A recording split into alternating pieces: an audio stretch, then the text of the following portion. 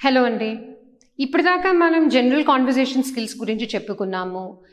రీసెంట్గా మనము subject predicate అంటే గ్రామర్ కాన్సెప్ట్స్ ద్వారా తెలుసుకుంటున్నాము. ఎందుకు మనం గ్రామర్ కాన్సెప్ట్ సిరీస్ స్టార్ట్ చేసామని చాలా మందికి డౌట్ ఉంటుంది. కమ్యూనికేటివ్ ఇంగ్లీష్ అన్నారు, కాన్వర్జేషనల్ స్కిల్స్ అన్నారు, గ్రామర్ టాపిక్స్ ఎందుకు వస్తున్నాయి అంటే చాలా మంది వ్యూవర్స్ రిక్వెస్ట్ చేశారు, గ్రామర్ ద్వారా మాకు స్పోకెన్ ఇంగ్లీష్ నేర్పించండి అని. సో ఇదే మా ఎఫర్ట్. మీకు గ్రామర్ ద్వారా రోజువారీ జీవితంలో మీరు ఎలా కన్వర్స్ చేయొచ్చు అని మీకు కమ్యూనికేట్ చేయడానికి, మీకు నేర్పించడానికి మేము ట్రై చేస్తాము. సో ఇదే ఎఫర్ట్లో లాస్ట్ టైం మనము సబ్జెక్ట్ అండ్ ప్రెడికేట్ గురించి తెలుసుకున్నాము. One topic of English grammar, subject and predicate. So దాంట్లో మనం తెలుసుకునేది ఏంటంటే, ఒక సెంటెన్స్, ఒక వాక్యం గురించి మనం మాట్లాడినప్పుడు, for example, Mike is a good speaker. మనం ఇలా మాట్లాడినప్పుడు ఫస్ట్ నౌన్, ఎందుకంటే దీంట్లో 2 నౌన్స్ ఉన్నాయి, Mike and speaker. Okay, speaker అనేవాళ్ళు ఎవరైనా అయి ఉండొచ్చు, ఏ వ్యక్తి అయినా స్పీకర్ అయి ఉండొచ్చు. మైక్ అనే వ్యక్తి గురించి మనం మాట్లాడుతున్నాం కాబట్టి Mike becomes the subject of the sentence. Also ఇంకొక క్లూ తెలుసుకున్నాం మనం. వర్బ్ని కనుక మనం గుర్తుపడితే, వర్బ్ నుంచి ఫాలో అయ్యేది మొత్తం ప్రెడికేట్, వర్బ్ ముందర వచ్చేది సబ్జెక్ట్. సింపుల్ సెంటెన్సెస్ గురించి చెప్తున్నాను నేను. So Mike is the subject, is the verb కాబట్టి రిమైనింగ్ బికమ్స్ ద ప్రెడికేట్. ఇవాళ మనం వర్బ్స్ గురించి తెలుసుకుందాం. నౌన్ అని మనం ఆల్రెడీ చెప్పేసుకున్నాం. Noun is the name of a person, place, animal or thing. ఒక మనిషి కానీ, ఒక జంతువు కానీ, ఒక వస్తువు కానీ, ఒక చోటు పేరు కానీ తెలిపే పదాలని నౌన్స్ అంటారు. Name of a person, place, animal or thing is called a noun. నౌన్స్ని నేమింగ్ వర్డ్స్ అంటారు, ఎందుకంటే పేర్లు వాటితో మనకు తెలుస్తాయి కాబట్టి వాటిని నేమింగ్ వర్డ్స్ అంటారు. So this is a noun. Mike is a noun, ఒక వ్యక్తి పేరు కాబట్టి మైక్ అనేది నౌన్ అవుతుంది. సో వర్బ్స్ అంటే ఏంటి? సింపుల్గా చెప్పాలంటే వర్బ్స్ ఆర్ యాక్షన్ వర్డ్స్. మనం చేసే ఏ యాక్షన్ అయినా కన్వే చేసే వర్డ్స్ని వర్బ్స్ అంటారు. VERBS, వెర్బ్ కాదండి, వర్బ్. R is silent. ఇంగ్లీష్లో చాలా పదాలు ఉంటాయి, పాపం ఎందుకో ఖర్చు పెట్టేస్తుంటారు ఎక్స్ట్రా పదాలు. VEB అని రాసుకోవచ్చు కదా వెర్బ్ అన్నప్పుడు. వర్బ్ అదంతే, ఆ లాంగ్వేజే అంత. So verbs are action words. మనం చేసే ఏ పనైనా కన్వే చేసే పదాలని వర్బ్స్ అంటారు. తెలుగులో, హిందీలో క్రియాపదాలు అంటారు వీటిని. సో ఈ క్రియాపదాలని కనుక మనం గుర్తుపట్టగలిగితే మనకి సబ్జెక్ట్ని సెంటెన్స్ని సబ్జెక్ట్ అండ్ ప్రెడికేట్లోకి డివైడ్ చేసుకోవడం ఈజీ అయిపోతుంది, స్ప్లిట్ చేసుకోవడం ఈజీ అయిపోతుంది.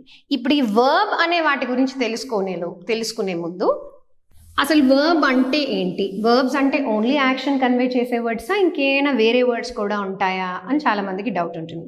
సో వర్బ్స్ అనేవి బేసిక్గా యాక్షన్ని కన్వే చేస్తాయి, స్టేట్ని కన్వే చేస్తాయి. స్టేట్ అంటే తెలంగాణ, ఆంధ్రప్రదేశ్, కర్ణాటక, తమిళనాడు, కేరళ, ఢిల్లీ, జమ్మూ అలా కాదు.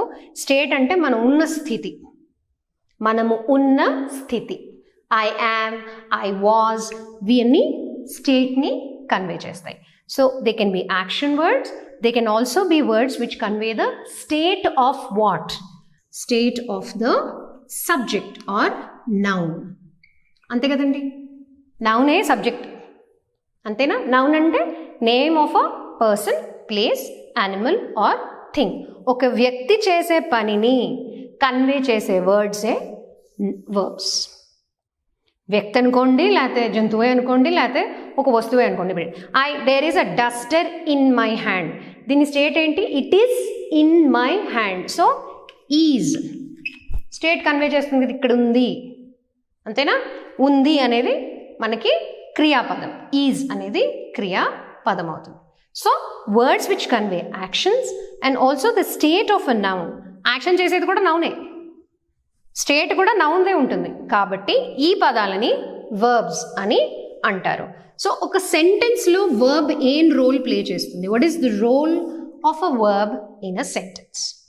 వర్బ్స్కే టైం అనేది వర్తిస్తుంది. దీన్ని బట్టి మీకు తెలిసిపోవాలి ఇంగ్లీష్ గ్రామర్లో మనం నెక్స్ట్ ఎటు మూవ్ అవుతున్నామని. వర్బ్స్కి మాత్రమే టైం అనేది ఉంటుంది. టైం అంటే టెన్స్. ఏం టెన్సు? బేసిక్గా 3 టెన్సెస్ ఉంటాయి. ఏంటి? Past tense, present tense and future tense. భూతకాలం, వర్తమాన కాలం, భవిష్యత్ కాలం, అంతేనా? వేటికి ఉంటాయి ఇవి? క్రియాపదాలకి మాత్రమే ఉంటాయి. నౌన్స్కి ఉండొచ్చా? మైక్ని మైక్ అనలేం కదా పాస్ట్ టెన్స్లో, లేకపోతే మైకర్ అనలేం కదా ఫ్యూచర్లో. సో నౌన్కి వర్తించదు. జంతువులకి వర్తిస్తుందా? క్యాట్, క్యాటెడ్, క్యాటింగ్ చెప్పలేం కదా. సో జంతువుకు కూడా వర్తించదు. చోటుకి వర్తిస్తుందా చూసుకోండి. చోటు అంటే స్కూల్ అవ్వచ్చు, హైదరాబాద్ అవ్వచ్చు, కర్ణాటకలో శ్రావణ బెళ్ళగొండ అవ్వచ్చు, ఎక్కడైనా అవ్వచ్చు, కన్యాకుమారి కూడా అవ్వచ్చు. వాటికి మనం ఐఎన్జీలు ఈడీలు పెట్టలేం కదా. సో ఓన్లీ వర్బ్స్కి మాత్రమే వర్తించేది టైం. అంటే వర్బ్స్ ద్వారా మనకి ఆ యాక్షన్ ఏ టైంలో అయింది, పాస్ట్లో అయిందా, ప్రజెంట్లో జరుగుతుందా, లేకపోతే ఫ్యూచర్లో జరుగుతుందా అనేది తెలిపే పదాలు, లేకపోతే మనకి తెలిసే పదాలని వర్బ్స్ అంటారు. క్రియాపదాల ద్వారానే మనకి టైం అనేది తెలుస్తుంది. ఒక ఫలానా యాక్షన్ భవిష్యత్ కాలంలో జరగనుందా, భూతకాలంలో జరిగిపోయిందా, అంటే ఇంత క్రితమే జరిగిపోయిందా, లేకపోతే ఇప్పుడు జరుగుతోందా అనేది చెప్పే చెప్పే పదాలని వర్బ్స్ అంటారు. ఒక సెంటెన్స్లో వర్బ్ చాలా ఇంపార్టెంట్. ఎందుకు ఇంపార్టెంటు? హీ ఈజ్ స్పీకింగ్ అన్నప్పుడు వర్బ్ ఏది? ఈజ్ ఉందిలేండి, కానీ వర్బ్ స్పీకింగ్, యాక్షన్ వర్డ్ అన్నాం కదా. సో యాక్షన్ కన్వే అయ్యేది స్పీకింగ్ తోటి. సపోజ్ స్పీకింగ్ నేను పెట్టలేదు అనుకోండి, హీ ఈజ్ అంటే వాట్? ఒక సెంటెన్స్ కంప్లీట్ అవ్వాలంటే మనకి కంపల్సరీ వర్బ్ అనేది ఉండాలి. హీ ఈజ్ అంటే అతను ఏం చేస్తున్నాడు, అతను వాట్ ఈజ్ హీ డూయింగ్? ఉన్నాడా, నిద్రపోతున్నాడా, పడుకున్నాడా, మాట్లాడుతున్నాడా, ఏం చేస్తున్నాడు, గొడవ పడుతున్నాడా చెప్పాలంటే ఒక క్రియాపదం ఉండాలి కదా సెంటెన్స్లో. అప్పుడే సెంటెన్స్ కంప్లీట్ అవుతుంది. This is not a sentence, it's just 2 words. So for any sentence to be complete, the most important ఎలాగైతే మనకి నౌన్ అంటే సబ్జెక్టో, అలాగే మనకి వర్బ్ కూడా అంతే ఇంపార్టెంట్. వర్బ్ ఎందుకు ఇంపార్టెంట్? ఆ యాక్షన్ ఏ టైంలో జరుగుతోంది లేకపోతే జరగబోతోంది అనేది చెప్పేది కూడా వర్బ్సే. ఈ వర్బ్స్ గురించి ఇంకా డీటెయిల్డ్గా మనం త్వరలో తెలుసుకుందాం. ఇప్పుడు మనం సబ్జెక్ట్ అండ్ ప్రెడికేట్ డీల్ చేస్తున్నాం కాబట్టి జిల్ రన్స్ ఎగ్జాంపుల్. ఓకే, జిల్ రన్స్ అన్నప్పుడు the sentence is it is a sentence. ఎందుకు సెంటెన్స్? ఒక సబ్జెక్ట్ ఉంది, ఒక వర్బ్ కూడా ఉంది. ఓకే, దీన్ని ఇంకా మీనింగ్ఫుల్గా చేయాలంటే దీనికి ప్రెడికేట్ యాడ్ చేయాలి. జిల్ runs fast are runs slow. So అప్పుడు ఇది సబ్జెక్టు, ఇది ప్రెడికేట్. అందుకని వర్బ్ ఇంపార్టెంట్.